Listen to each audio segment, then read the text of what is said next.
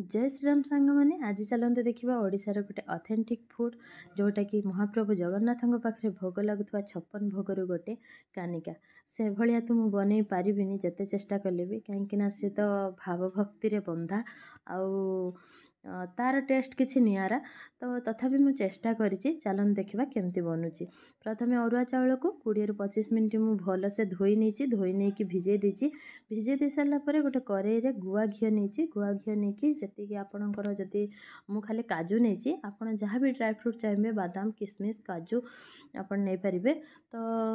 ताको आगे भाजी आनी सारापर जी घी था से धोई रखि चाउल को आ लुण हलदी देखी पूरा ड्राए हवा जाए भाजी नहीं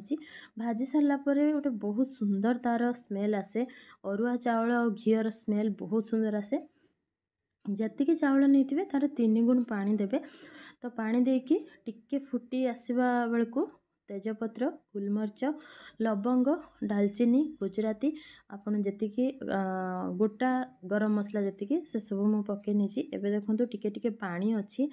आमर कानिकार टिके पानी रहा बेले ही चीनीटा देदेवे ना से चीनीटा ठीक से सब आड़ को मेल्ट करनी तो चीनी आ भाजी रखि काजू आ किसमिश आप जहाँ भाजिकी रखि ड्राई फ्रूट से सब को नहीं ने आ बाकी रहा आमर नड़िया नड़ियाटा को आदौ भी स्किप करें नड़िया ही तार टेस्ट माने नड़ियार जो रसटा सेटा ही टेस्ट आने तो ये सब को गोले ने गोले नहीं कि जो आमर सेते बेलू चाउलटा बस 80-90% माने सिझी चाउलटा तो सही समय रे ही आपण चीनी नड़िया और ड्राई फ्रूट सब पकई ने पकईकी गोले ने गोले नहीं सारापर टिके खोला रखिकी घोड़े पूरा माने बंद करके घोड़ेबे ना से खिचड़ी हो तो ताको टिके खोला रखिकी घोड़े ने घोड़े नेला बंद करदे गैस को देखिए से पूरा किसी समय पर 10-15 मिनट पर से एमती पूरा ड्राए हो गोटा गोटा भी चाउल थी